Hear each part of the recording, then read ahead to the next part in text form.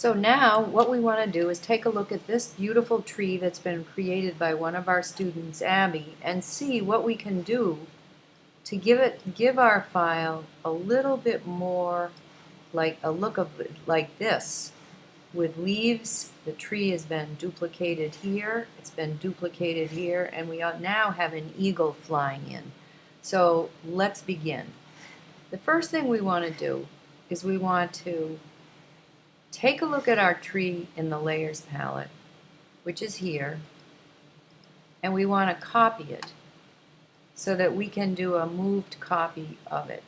So here we have it. We're going to unlock this, get the move tool, and move it around and see if there's another place where it might be interesting. One of the things you might want to try, let me go to view, screen mode, full screen mode with menu bar. One of the things that you might want to try is make it smaller. One of the visual cues of distance is size. So the first thing we're going to do is edit, free transform, hold shift when you go to the corner to constrain the proportions of the tree, and then if you like you can pull it up without holding shift and do this and then hit return so that we can move it back over here. Now, what we probably want to do is hide it behind this rock here, and one of the things that we can do, if we like the position of this tree, and by the way, let's drag it down underneath this in the layers palette so that it looks like it's behind. One of the things that we can do here is we can bring down the opacity of the tree, like this, so that we can see where the rock is. Later on, we'll bring this opacity slider up. So once we've done this, and we're on an unlocked layer now of the tree, we go over and get our polygonal lasso tool, make sure it's set on 0 feather, and come in and go along where you can see the edge of the rock, and then you can go further out from the tree just to make sure you're getting everything, and there it is. Now just hit the delete key and then go select, deselect, and it looks like the tree's behind the rock now, and all we have to do is bring up the opacity slider here in the layers palette, and now the tree really looks like it's behind this rock. The next thing I want to do is I want to show you how to bring ground, say rock, up over this tree so that it looks like it's really here. So that said, this is not the tree we want. This is the tree we want right here.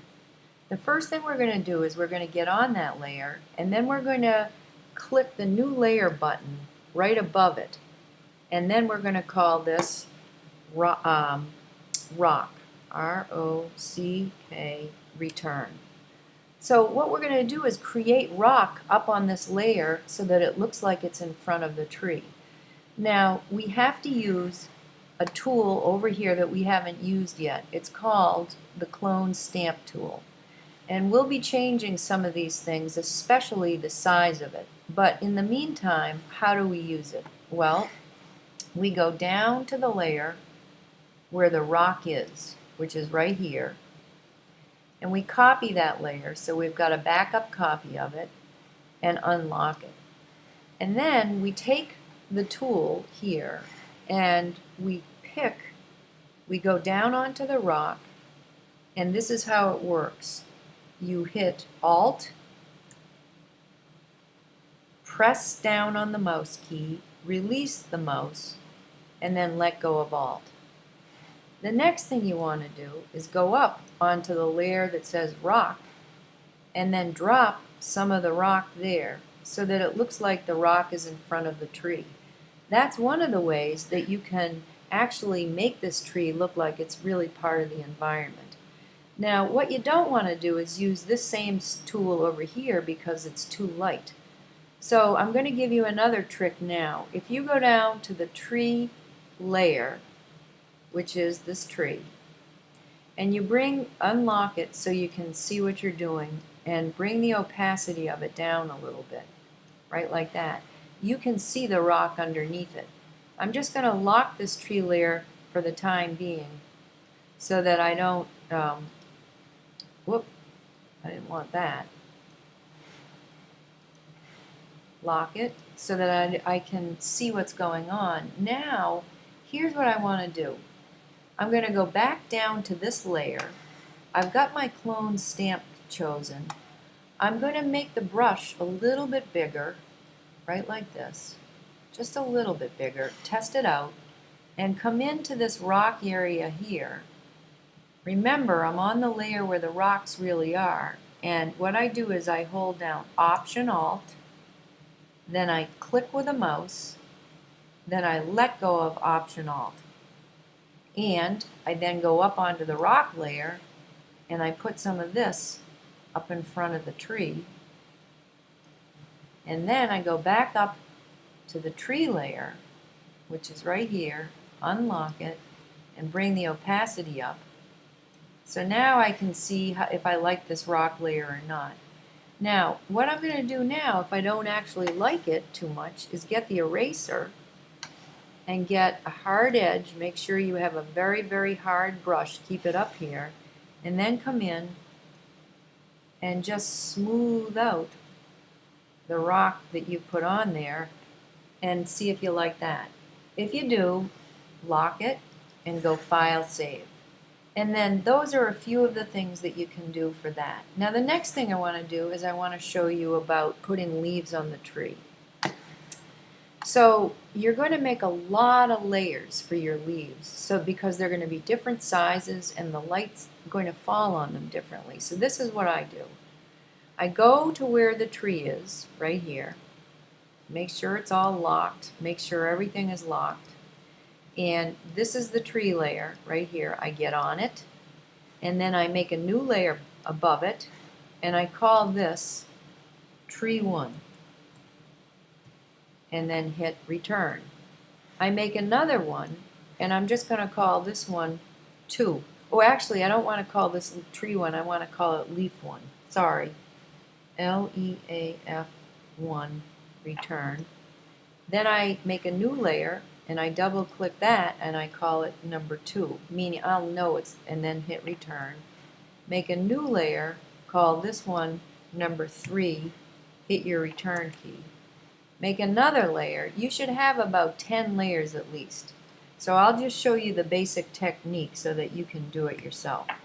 Alright, so here's how you do it. Go down onto Leaf 1 and make sure you have colors over in the toolbar here that are good colors that you picked from your image. If you're not sure how to do that, use your eyedropper, come in and go down into these areas, and there's some, you might want to start more towards that color. Say OK. Then flip this. Here we have our eyedropper tool again, and come down and maybe get maybe this color right here. And so what's this one? Maybe we'll make this one a little more yellow. Now you can change these later, but here are 2 colors. So how do we make the leaves? We go onto the layer Leaf 1, you get the paintbrush, and with this paintbrush we go up here to the paintbrush settings, and right here, instead of picking these circles, we go down until we find the leaf. And this will be the size. The size is whatever it is that you determine it will be. So I'm on the leaf layer, I've picked the leaf brush, I've got my colors, let's give it a shot. Whoop, edit undo. The problem with that is the opacity is too low. We've got to bring it down, up to 100%. Alright, there we go. So let's try a few of them. Not bad. Go up onto the next layer and add some more, but before you do, change the size of it so you get different sizes. On this layer we'll go like that.